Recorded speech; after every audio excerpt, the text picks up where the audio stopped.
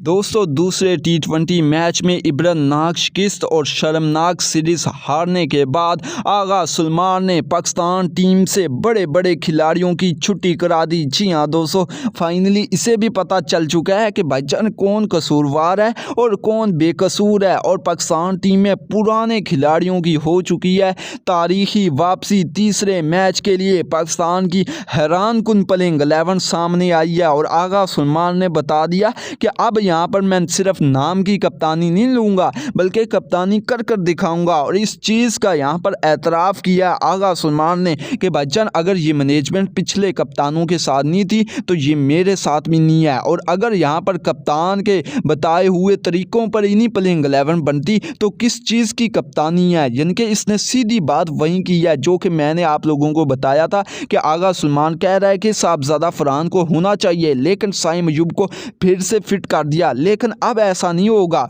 मोहम्मद रिजवान, बाबर आजम और शाहीन अफरीदी के बारे में भी बड़ी अपडेट, बड़ी अनाउंसमेंट कर दी है।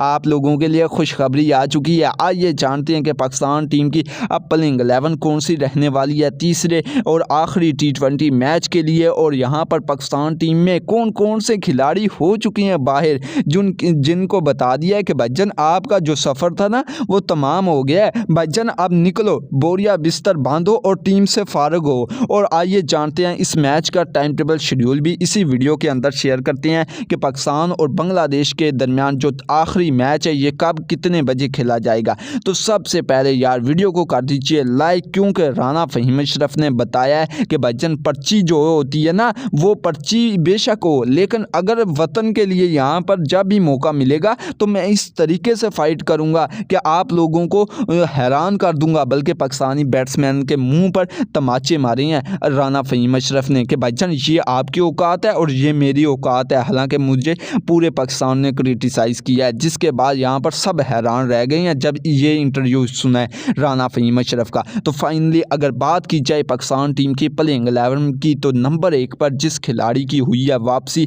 वो है यहाँ पर साहबजादा फरहान। जी हाँ दोस्तों, साहबजादा फरहान की हो चुकी है तारीखी वापसी। और भाईजान आप लोग जानते हैं मैंने पिछले मैच में कह दिया था कि साहबजादा फरहान होगा, लेकिन क्यों नहीं शामिल किया मैं वजह बताता हूँ। यहाँ पर सिर्फ इसलिए नहीं शामिल किया कहीं हम गलत साबित ना हो जाएं। साहबजादा फरहान आएगा, परफॉर्म करेगा, साइम अयूब अच्छा परफॉर्म नहीं कर रहा तो हमारे ऊपर यहाँ पर बातें बनेंगी कि पहले मैच में इसको क्यों नहीं खिलाया, ऐसे वैसे। सिर्फ इस चीज़ की खातर एक अच्छे खासे यहाँ पर बैट्समैन का कैरियर तबाह करने के लिए लगे हुए हैं। लेकिन अब ऐसा नहीं होगा। ये आगाज बात जान चुका है कि अगर ये मैनेजमेंट पिछले कप्तानों के साथ नहीं थी तो मेरे साथ भी नहीं है। और इस चीज़ को इसने महसूस कर लिया कि भाईजान कौन कसूरवार है टीम के अंदर और कौन बेकसूर है, जो कि बाहर बैठे हुए हैं बेकसूर और कसूरवार टीम के अंदर दंदना रहे हैं। आइए जानते हैं नंबर 2 की बात की जाए तो इसके साथ जो आएगा बल्लेबाज वो है फ़खर ज़मान। जी हाँ दोस्तों, यहाँ पर फ़खर ज़मान को देखेंगे।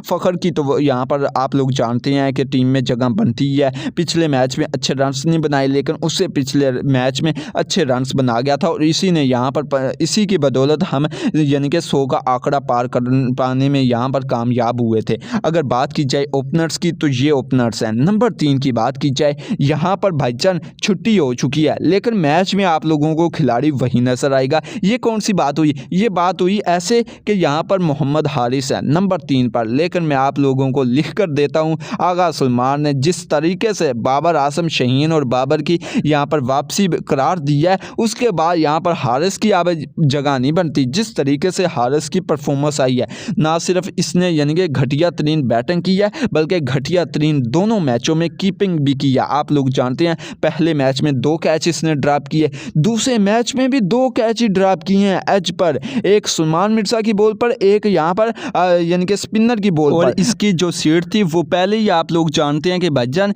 इसकी सीट पर काफ़ी लोगों की नज़रें थी लेकिन अब जगह नहीं बनती। अब तीसरे मैच में तो इसकी जगह बन गई है। आगे वेस्ट इंडीज़ के खिलाफ बहुत ही कम चांस है, ये इसके पास गोल्डन चांस है कि यहाँ पर अच्छा ऐसा कुछ परफॉर्म कर जाए जो कि इसकी जगह बन जाए, लेकिन ऐसा होने नहीं वाला। जिस तरह की इसकी हरकतें हैं। उसके बाद अगले नंबर की बात की जाए तो फाइनली थक हार कर यहाँ पर आगा सलमान की बात सुन ही ली गई और आगा सलमान ने कह दिया कि भाईजान यहाँ पर होगा तो भाईजान सिर्फ और सिर्फ सुफियान मुकीम होगा, लेकिन यहाँ पर हम नवाज़ को अब देखना भी नहीं चाहते। नवाज़ की यार जिस तरह की परफॉर्मेंस है टीम के अंदर होना चाहिए, लेकिन क्या कर सकते हैं, माइक होसन हमारे ऊपर जो मुसल्लत हुआ है, इस तरह का अजाब मुसल्लत हो गया है कि भाईजान को पता ही नहीं है किस खिलाड़ी को खिलाना है और किसको नहीं खिलाना, और ना ही कप्तान की बातें चलने देता है। कप्तान ने पिछले मैच में वापसी करा दी थी सुफियान मुकीम की, लेकिन अचानक से पता नहीं क्या होता है कि भाईजान फिर से वही हो जाता है काम।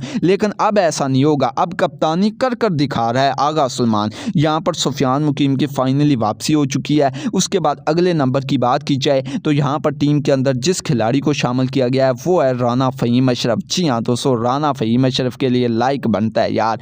राना फ़हीम अशरफ ने अच्छी बॉलिंग की, पहले विकेट लेकर दी जो कि मेन विकेटें हमें चाहिए थी। उसके बाद बैटिंग के अंदर इसने उन लोगों को बताया है कि भाईजान इस तरीके से भी खेल सकते हो, अगर आप यहाँ पर यानी कि छक्के चौके नहीं लगा सकते तो भाईजान सिंगल डबल ही ले लो, 8-10 रन से बना दो, बाकी काम मेरा काम है, वो मैं करूं या ना करूं, आप 8-2-3 रन तो बनाओ, डक पर तो ना जाओ। लेकिन भाईजान क्या कह सकते हैं, यहाँ पर राना फ़हीम अशरफ को शामिल कर लिया फाइनली। उसके बाद जल्दी जल्दी अगले नाम जानते हैं, फिर बाबर शाहीन और रिजवान के बारे में भी अपडेट जानते हैं। अगर बात की जाए राना फ़हीम अशरफ है, फिर अगले नंबर पर यहाँ पर आप लोग सलमान मिर्ज़ा को देखेंगे जिसने पिछले मैच में बल्कि दोनों मैचों में अच्छी परफॉर्मेंस दी है और बहुत ही लाजवाब परफॉर्मेंस दी है जो कि हमें चाहिए थी। हालांकि लाहौर कलंदर का है, कहते हैं ना ये लाहौर कलंदर का है, ये टीम में आ जाता है, ऐसे आ जाते हैं वैसे आ जाते हैं, लेकिन इसने भी बताया कि यार जहां का मर्जी हूं, लेकिन अब मैं अपने मुल्क के लिए खेल रहा हूं और इस तरीके से खेला जाता है। उन लोगों को बताया कि भाईजान ये लो,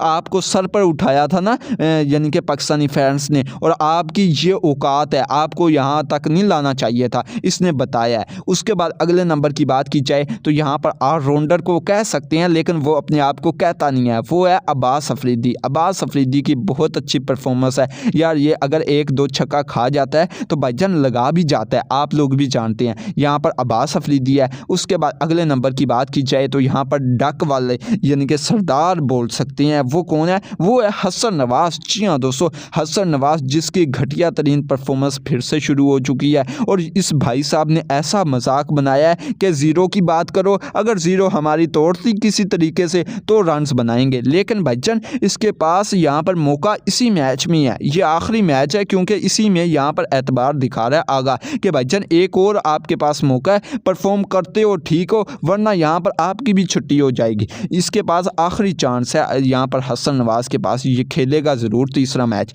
उसके बाद अगले नंबर की बात की जाए तो यहाँ पर आप लोग जिस खिलाड़ी को देखेंगे वो है अहमद दानियाल। जी हाँ दोस्तों, अहमद दानियाल को एक बार फिर से टीम में शामिल किया गया है क्योंकि पिछले मैच में इस बंदे ने भी बहुत अच्छी बॉलिंग की है यार, बॉलिंग हमारी हुई बहुत अच्छी है, सवाए यहाँ पर मोहम्मद नवाज के बहुत अच्छी बॉलिंग की हुई है, वरना यहाँ पर आप लोगों के सामने है जिस तरह की बैटिंग इन लोगों ने की है। उसके बाद अगले नंबर की बात की जाए तो यहाँ पर खुशदिल शाह, ये भी 17-18 रन बना गया था।